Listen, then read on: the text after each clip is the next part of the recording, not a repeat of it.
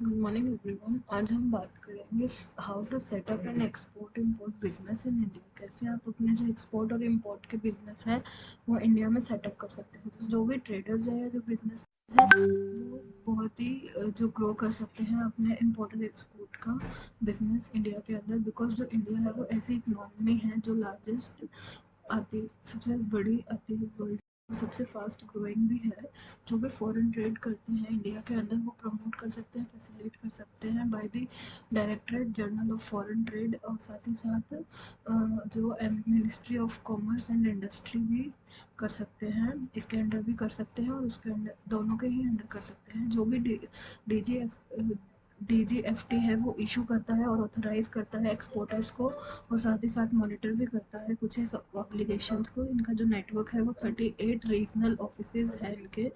DGFT है जो वो इम्प्लीमेंट करता है फॉरेन ट्रेड पॉलिसी इंडिया की। इंडिया में ओवरऑल जो एक्सपोर्ट्स हैं जून 21 के एस्टिमेट उनका जो भी करेंसी है वो 49.85 बिलियन है, जो कि पॉजिटिवली ग्रोथ करता है 31.87% की सेम पीरियड ईयर में। और ओवरऑल जो इनकी एस्टिमेशन है वो 52.18 बिलियन है और पॉजिटिव ग्रोथ 73.65% है ओवर द सेम पीरियड।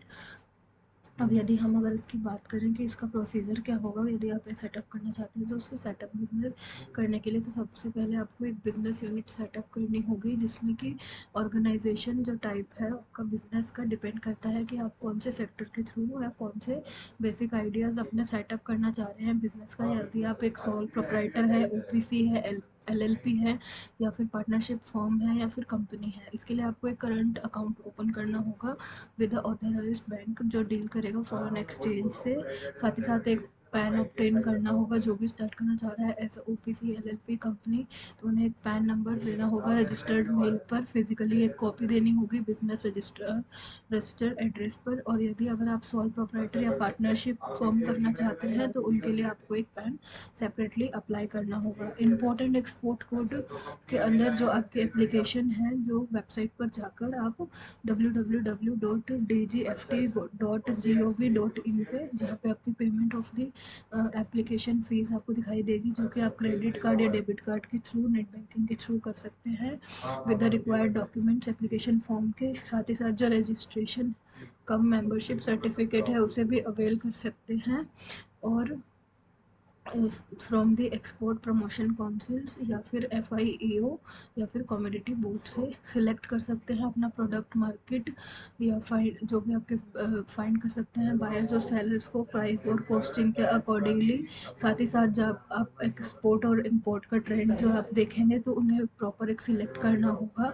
और साथ ही साथ जो एक्सपोर्ट प्रमोशन एजेंसीज हैं, इंडियन मिशन अब्रोड है, जो डिफरेंट गवर्नमेंट स्कीम्स हैं वो हेल्प करेंगे इंफॉर्मेशन गैदर करने में। जो भी रिस्क कवरेज पॉलिसी है वो इंटरनेशनल ट्रेड इन्वॉल्व करता है पेमेंट की risk due to the buyer, और जो भी कंट्री इन्वॉल्वेंसी है, और साथ ही साथ जो इसका रिस्क है उसे भी कवर किया जाता है एक्सपोर्ट क्रेडिट गारंटी कॉरपोरेशन के थ्रू अप्रोप्रिएट इंश्योरेंस पॉलिसी से।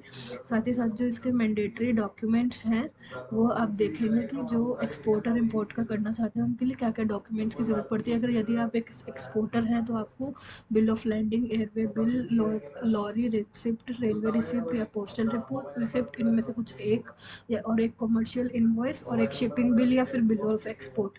साथ ही साथ आपको अगर आप इंपोर्टर हैं तो उसमें भी सेम ही चीज़ें आपको लेनी है, बस कमर्शियल इनवॉइस जो है वो पैकिंग लिस्ट का और बिल ऑफ एंट्री, ये दोनों चीज़ें चेंज होंगी। बाकी तो एक्सपोर्टर के साथ की ही सेम टू सेम आपको चाहिए रहेगी डॉक्यूमेंट्स। और इसके कुछ एक क्वेश्चंस जो आपसे पूछे जाते हैं कि कैसे आप अप्लाई कर सकते हैं पैन के लिए। तो पैन के लिए मैंने आपको बता ही दिया है कि NDSL वेबसाइट पे जाकर आप अप्लाई कर सकते हैं।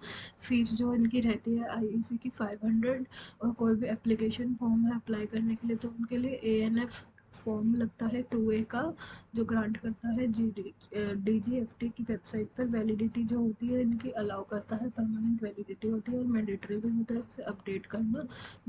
और IEC जो है वो कभी भी डीएक्टिवेट नहीं होती है। आई होप आपको ये समझ आया होगा कि यदि अगर आप एक्सपोर्ट इंपोर्ट का बिजनेस सेटअप करना चाहते हैं इंडिया में तो वो आप उसे कैसे कर सकते हैं, क्या उसके डॉक्यूमेंट्स रहेंगे। Thank you so much.